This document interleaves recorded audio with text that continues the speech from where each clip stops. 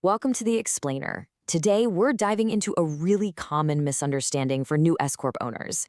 It's one of those things that just kind of sounds true, and believe me, it can lead you down a very wrong and very costly path if you're not careful. You've probably heard this, right? Maybe from another business owner, maybe you saw it in a Facebook group. It gets passed around like a fact. You hit that S-corp button and boom, a workers' comp bill just automatically shows up in your mailbox. Okay, let's just cut right to the chase here. That belief is completely 100% wrong.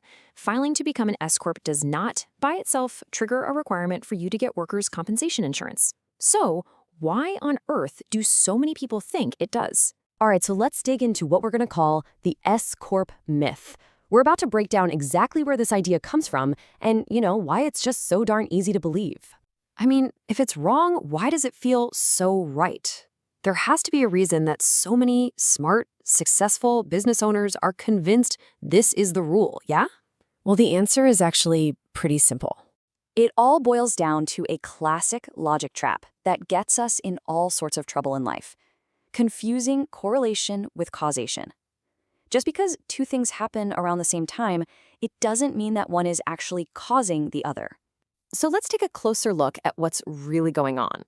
See, when a business starts to get successful, a couple of different things tend to happen. And that's where the S-corp decision and the need for workers' comp get mistakenly tangled up. This right here is where it all becomes clear. On the left, you see the myth. Becoming an S-corp leads directly to workers' comp. But look at the right. That's the reality. The real starting point is your business growing. That growth leads you to hire people, and hiring people, well, that's the thing that actually triggers the need for workers' comp. And here's why it's so easy to connect the dots incorrectly.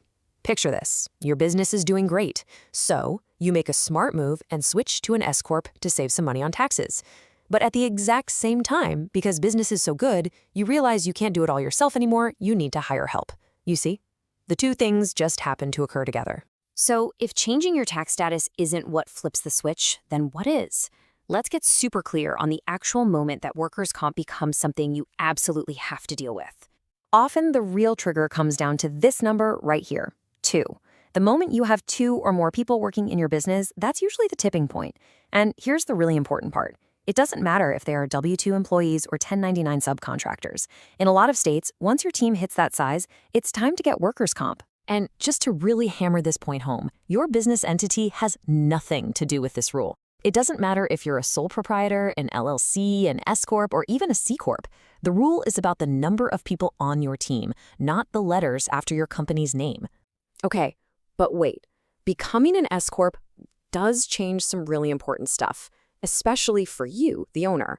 So let's quickly clear that up so we don't create any new confusion. So the biggest change when you become an S-corp is that you, the owner, now have to be on the company payroll. You have to pay yourself what the IRS calls a reasonable wage. And no, you can't just pick a number you like. It has to be based on your industry, your role, where you live, and of course, how much money the business is making. So what about insurance for yourself? This is another spot where people get tripped up. As an S-corp owner, you generally do not have to carry workers' comp on yourself. But, and this is a big one, you usually do have to pay unemployment insurance on that reasonable salary you're paying yourself. Two different things, two totally different rules. We've busted the myth, we've clarified the owner's obligations, and now we've arrived at the golden rule.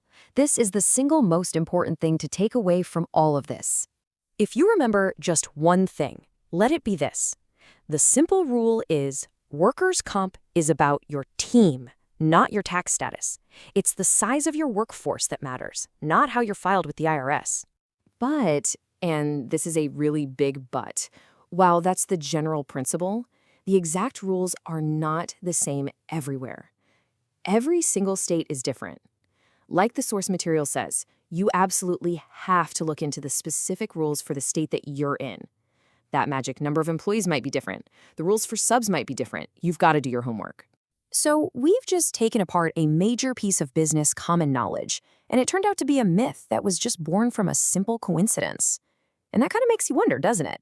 Now that you know the truth about this, what other business rules that you just accept as fact might not be true at all?